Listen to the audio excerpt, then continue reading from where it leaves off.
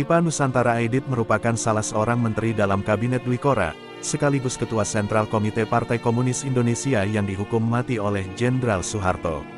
Aidit dan PKI dianggap bertanggung jawab atas gerakan tanggal 30 September tahun 1965 atau Gestapo.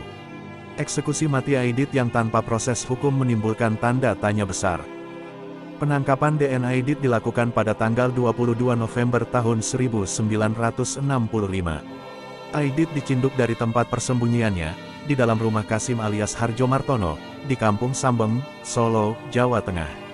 Sebelum ke rumah Kasim, Aidit sempat sembunyi di beberapa tempat. Naas, di rumah Kasimlah dia berhasil dijemput paksa tentara bersenjata. Saat berada di rumah Kasim, sebenarnya Aidit memiliki peluang untuk melarikan diri.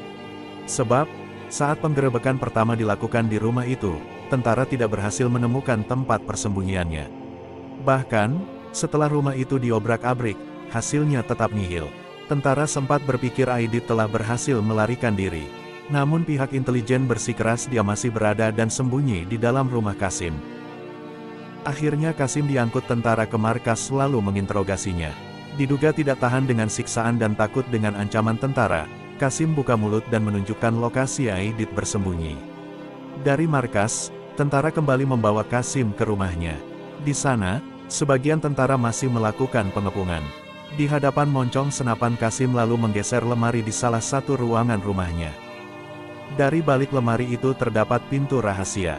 Di dalamnya Aidit berada dan bersembunyi dari tentara. Pemimpin penangkapan saat itu, Letnan Ning Priyatno pun bersiap-siap mengacungkan senjatanya ke pintu.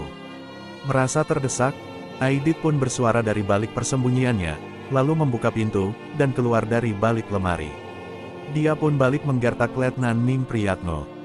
Sesuai perintah Soeharto, Maijen Yasir Hadibroto memerintahkan anak buahnya untuk mencari sumur tua yang kering. Setelah sumur yang diminta dapat, Aidit dibawa sejumlah regu tembak ke tempat itu. Sumur tua itu berada di tengah kebun pisang yang sangat lebat, jauh dari pemukiman penduduk. Saat itu, Aidit sudah tahu bahwa dirinya akan ditembak mati. Namun dia masih berusaha untuk menggertak. Gertakannya kali ini tidak berhasil. Bahkan dengan santai Maijen Yasir Hadibroto mengatakan, bahwa hari itu Aidit akan dihukum mati, di tempat seperti para dewan jenderal dihukum dan mayatnya dibuang ke dalam sumur tua di lubang buaya. Merasa ajal sudah tiba, Aidit minta waktu untuk berpidato sebentar. Setelah 10 menit berpidato yang diakhiri dengan teriakan hidup PKI, Aidit ditembak. Demikian akhir perjalanan salah seorang tokoh komunis terbesar di Asia Tenggara ini berakhir dengan tragis. Setelah tumbang berlumuran darah, jenazah Aidit dimasukkan ke sumur tua di tengah kebun pisang.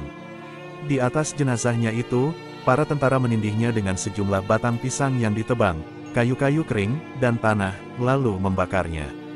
Hal ini dimaksudkan untuk menghilangkan jejak Aidit.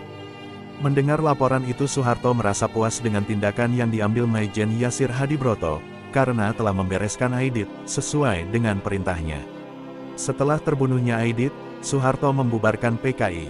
Pembubaran PKI dan dijadikannya partai itu terlarang, serta tewasnya 3 pucuk pimpinannya, mengakibatkan gelombang pembunuhan besar-besaran terhadap para pendukung dan simpatisan PKI. Anggapan Aidit dan PKI sebagai dalang Gestapo pun terkubur dalam sumur di tengah kebun pisang itu. Itulah kisah singkat saat-saat terakhir kehidupan DN Aidit. Terima kasih telah menyaksikan video ini. Jangan lupa like, comment, and subscribe.